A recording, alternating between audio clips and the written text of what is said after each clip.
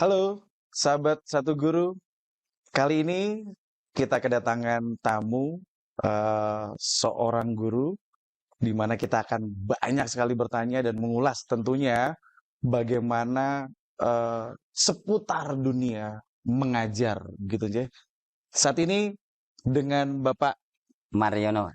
Bapak Mariono, salah satu guru, toladan kita semuanya. Guru tuh sebagai sebuah suri toladan kita semuanya.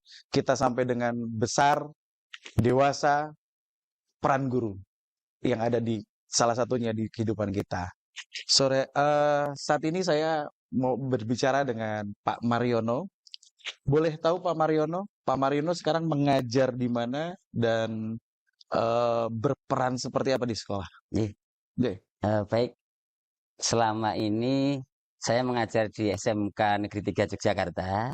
Nggih. Kemudian saya mengajar guru atau pelajaran teknik listrik. Teknik listrik. Ya, teknik Wah, listrik. luar biasa. Kemudian di sekolah saya disampiri menjadi waka kesiswaan. Wah, kakak siswaan. Ya, ini periode yang kedua. Insya Allah Desember besok sudah habis. Wah, Desember besok ya Iya, habisnya. Waka kesiswaan, berarti ini yang berhubungan dengan perilaku siswa dan yang perilaku lain-lain. siswa, pembentukan karakter siswa. Kalau dulu itu Pak, di zaman saya, itu ada namanya BK. Ya, Nah, itu sama Pak fungsinya? beda, Pak. Oh beda? Nah, Jadi BK di SMK 3 itu mungkin berbeda dengan BK yang lain. oh Kalau dulu iya. BK itu kan dikenal dengan kandang macan ya Pak. Kadang macan. Orang yang mau masuk BK itu kan takut gitu. Betul, betul. Nah sekarang itu kami membranding bahwa orang yang masuk BK itulah bukan orang yang bermasalah, tetapi Oke, justru iya. BK itu orang-orang yang ingin maju, BK yang ingin mengetahui masuk BK. Oh gitu ya? Nah terus Iya, iya. kesiswaan sendiri itu fokus pada eh, pembiasaan karakter budaya kerja atau budaya di sekolah.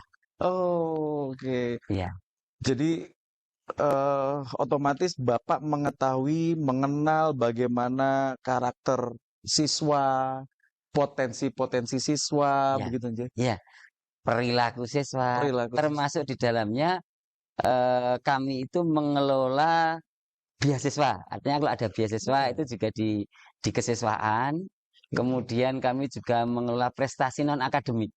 Oh, Maksudnya lomba-lomba jadi olahraga, olahraga, ekstrakurikuler itu ekstrakurikuler. di kesiswaan. Oh, gitu aja. Ya, Iya, iya, iya. Dan eh, apa namanya, siswa dengan adanya eh, BK yang berbeda di SMK 3 ini berarti bisa menciptakan bakat-bakat yang luar biasa ya. ya istilahnya kalau sudah masuk ke anak remaja atau Ya, SMK itu bukan menciptakan, tapi kita memfasilitasi ya memfasilitasi. bakat-bakat yang Oke. sudah ada kita fasilitasi gitu. Iya, iya, iya. Nah, Pak, sebelum kita masuk ke lebih jauh lagi berbicara mengenai dunia belajar mengajar dan khususnya mengajar ya, Pak. Ya, Boleh dong Pak cerita dulu.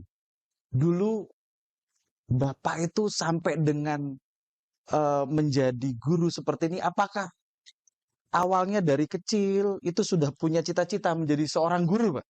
ya. Nah, ini seru banget ini ceritanya.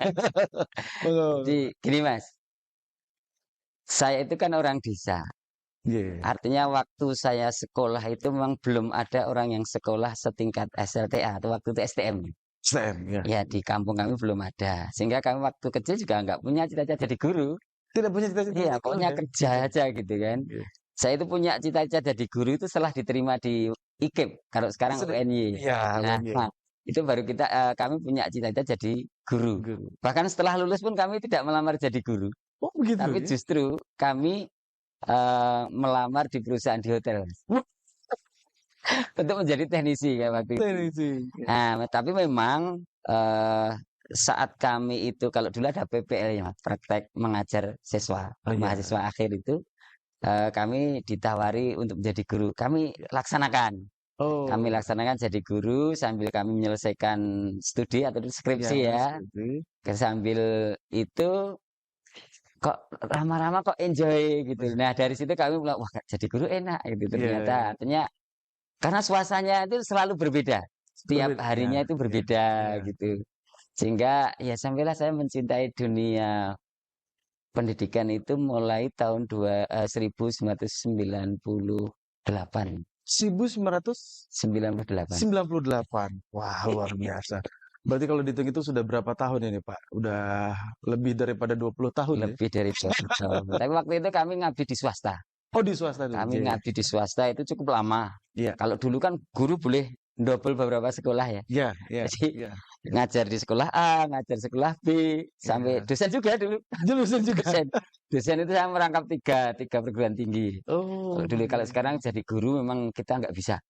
Nggak iya. bisa double dengan mana-mana, nggak bisa. Nggak bisa. Kesulitan. Iya. Karena jam mengajarnya itu kan memang dari pagi Sudah sampai padat ya. sore, sudah padat. Iya. Sehingga kami nggak bisa.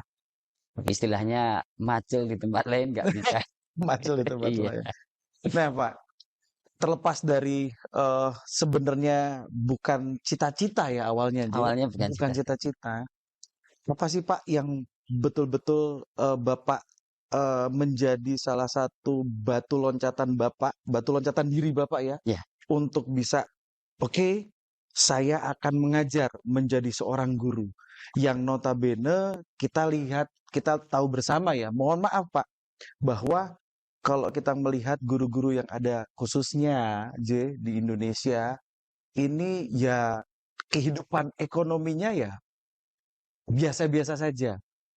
Tidak ada guru yang boleh dibilang kalau kita melihat dari taraf ekonominya yang high Pak, ya, yang tinggi. betul. Lah, apa sih Pak yang mendorong Bapak sampai dengan Bapak menyatakan diri bahwa oke saya mengajar? Apakah itu dari sisi kalau kita bisa bicara dari sisi ekonomi, orientasinya ke ekonomi tidak akan mungkin pastinya. Dihitung pun tidak. Dihitung pun tidak. Nah, itu dia. Nah, itu apa Pak yang mendorong Bapak? Yang pertama memang kami itu, terutama saya itu kan waktu itu kan senang organisasi, Mas. Organisasi. Senang organisasi, selepas kuliah saya senang organisasi. Sampai hari ini pun saya senang organisasi. Dari organisasi itu kan timbul yang namanya loyalitas terhadap organisasi kita, apapun bentuknya. Karena organisasi kan tidak satu. Betul. Saya ikut ini, saya harus loyal ini, saya ikut ini, harus loyal itu, ini. Ketika menjadi guru pun saya harus loyal. Dan tentu tidak hanya sekedar loyal, tapi harus berbuat. Iya. Nah, Iya. sambil berbuat kan tentu pimpinan sekolah, dalam hal ini kepala sekolah itu kan memperhatikan kami. Karena waktu itu awalnya di swasta, Iya. kemudian saya berinovasi atau loyal dalam bentuk bekerja yang baik, artinya dipasrai, dikasih tanggung jawab ini saya selesaikan dengan baik. Saya menikmati di situ. Akhirnya timbullah keikhlasan.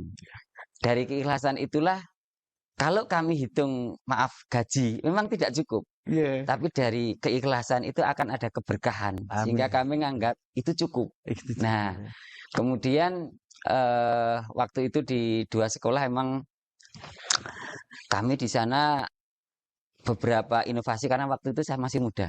Artinya loncat sana kemari itu mudah gitu lah Pak. Iya. Dan saya menganggap bahwa diri saya itu mampu. Jadi di sekolah A, saya membantu sana mendirikan sekolah termasuk TI, saya mendirikan TI juga, terus langsung jadi ketua jurusan juga. Termasuk izin-izinnya saya ngurus gitu, Iya, ngurus, atas iya. nama wakil kepala sekolah gitu. Nah, kemudian karena saya ikhlas, loyal, itu akhirnya kami mencintai Mas. Dan alhamdulillah tahun 2012 saya mengikuti kompetisi guru teladan DIY, walaupun tidak meraih 1 tapi 2. Wah, luar biasa. Tapi kalau meraih 1 itu bisa masuk ke nasional, tapi kalau 2 ya tidak dikirim. Iya, iya. Pak, boleh tahu gak Pak? Dulu pertama kali Bapak mendapatkan gaji, wah gaji nih Pak, gaji guru pertama kali Pak, itu berapa Pak? 18.000. Iya. Itu tahun 99, 98. 1998. 1998. Itu berarti setelah kris monitor ya? Ya pas.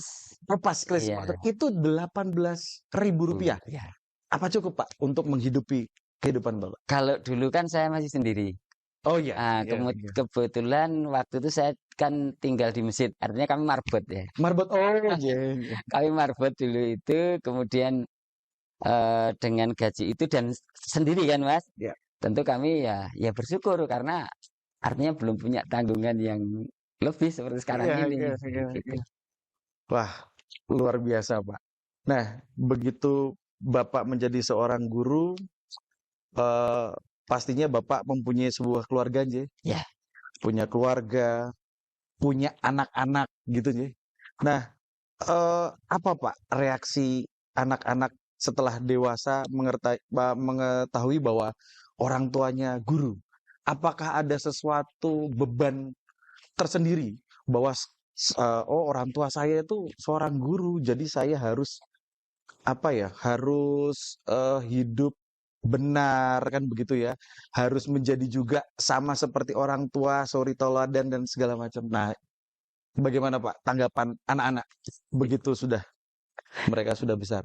eh, kalau kalau anak-anak emang dari kecil Mas ya. Artinya dari kecil sudah oh Bapak jadi guru. Iya. Ibu juga jadi guru kan gitu kan. Kebetulan ibu juga guru kan. Istri guru ya, Pak? Istri Wah, guru. luar biasa. Nah, anak kami kalau sekarang itu kan pada di pesantren. Ya, di Ya, pesantren artinya pemikiran remajanya dia itu kan di pesantren itu jarang ketemu saya. betul. Kebetulan di rumah masih ada yang kecil, kecil. Kemudian justru yang istilah pertukar pikiran itulah anak-anak asuh saya. Ah, Anak-anak asuh saya itu kan mengikuti yang satu mengikuti jejak saya, yaitu jadi guru. Walaupun awalnya kuliahnya juga bukan jurusan guru, kuliahnya juga bukan bukan guru, tetapi mengetahui bapaknya kok itu enak toh. Nah, akhirnya dia jadi guru juga. Bahkan dia daftar jadi guru pun saya tidak tahu, tapi diterima di sekolah itu kan gitu. Iya, iya, iya. Kemudian yang satunya itu daftarnya guru, Iya. baru lulus kemarin. Nah, artinya Wah, iya, sudah ada dua anak kami yang mengikuti jejak kami untuk jadi guru. iya, Nah, iya. kalau yang di pesantren kan masih seusia anak siswa saya Iya. kelas 11. Kelas 11 Kelas ya. 11 ya di pesantren ya. Belum tahu pemikirannya mau kemana.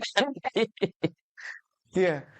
Jadi luar biasa ya Pak ya. Karena kalau kita melihat perkembangan zaman yang sekarang, kalau dilihat dari apa ya, eh keinginan anak-anak zaman sekarang itu kan kalau dilihat dari prosentase karir gitu, Jay, mungkin boleh dibilang 10% di bawah 10% ya, Pak ya. Untuk anak-anak sekarang itu punya keinginan menjadi seorang guru. Yang mereka kalau kita bicara-bicara dengan anak-anak yang sekarang ini, wah yang boleh dibilang milenial, itu kalau mau ditanyakan cita-citanya apa nanti ke depan kan gitu kan. Saya pingin jadi pilot, wah gitu kan. Saya ingin jadi dokter gitu tuh. Saya ingin jadi entrepreneurship, pebisnis dan segala macam. Tapi saya jarang sekali menemui anak-anak milenial sekarang yang sebenarnya cita-citamu mau apa sih gitu kan? Cita-cita kamu mau apa? Jadi guru. Itu jarang, Pak. Jarang, Gitu kan? betul ya. Betul toh? Kami juga merasakan. Nah, itu dia. Bahkan gini, eh beberapa waktu yang lalu SMK tempat saya ngajar di SMK Negeri 3 Jogja itu kan sering digunakan untuk mahasiswa yang sedang praktek mengajar. Oh, Nah, kebetulan ada beberapa yang di situ ditempatkan di jurusan listrik jurusan saya ikut membimbing di sana. Saya tanya, Mas, tapi tanyanya ya tidak bareng, tapi ya. satu-satu gitu. Gimana besok kalau sudah lulus, itu mau ngajar di mana? Saya nanti nggak mau jadi guru, Pak. Padahal jelas itu jurusannya guru. Iya, iya, iya. Nah, kemudian memang ada contoh lagi, Pak. Bahkan teman kami itu yang sudah diterima Jadi guru, pegawai negeri pegawai negeri. jadi guru karena dia anak milenial itu kami tanya itu agak apa kecewa masuk jadi guru. Gajinya kecil ternyata. Jadi di luar Iya, ekspektasinya. iya, Ada iya, teman iya. kami yang dulu waktu sebelum jadi PNS itu kan kerja di industri, ya, di Ya, perusahaan gitu, gajinya kan besar. Setelah masuk di situ kaget, kaget. kaget. Akhirnya gini, ingin mengajukan diri untuk mundur. Oh, Ya, iya, sampai iya. sampai segitunya. Sampai segitu. Kemudian kalau kami tanya, kalau anak-anak kami ya yang di SMK itu memang seperti yang Mas Fatur yang katakan Iya. tadi bahwa jarang yang ingin jadi guru, jarang. Saya sekolah di sini itu nanti mau kerja kok Iya. nggak usah jadi guru gitu. Iya, iya. Kemudian dari gini, Mas, dari sisi apa? eh Kalau di guru itu ada struktural ya. Kalau di non guru itu kan ada Ada struktural. struktural, betul. Nah, kita kan fungsional. Fungsional. Artinya fungsional guru itu kesempatan untuk kuliah atau belajar yang lebih tinggi itu kan kecil kalau guru itu. Karena sibuknya itu, Pak. Bukan.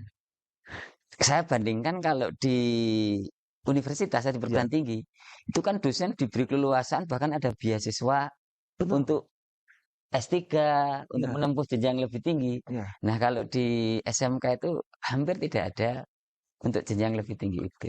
Ini menarik, Pak.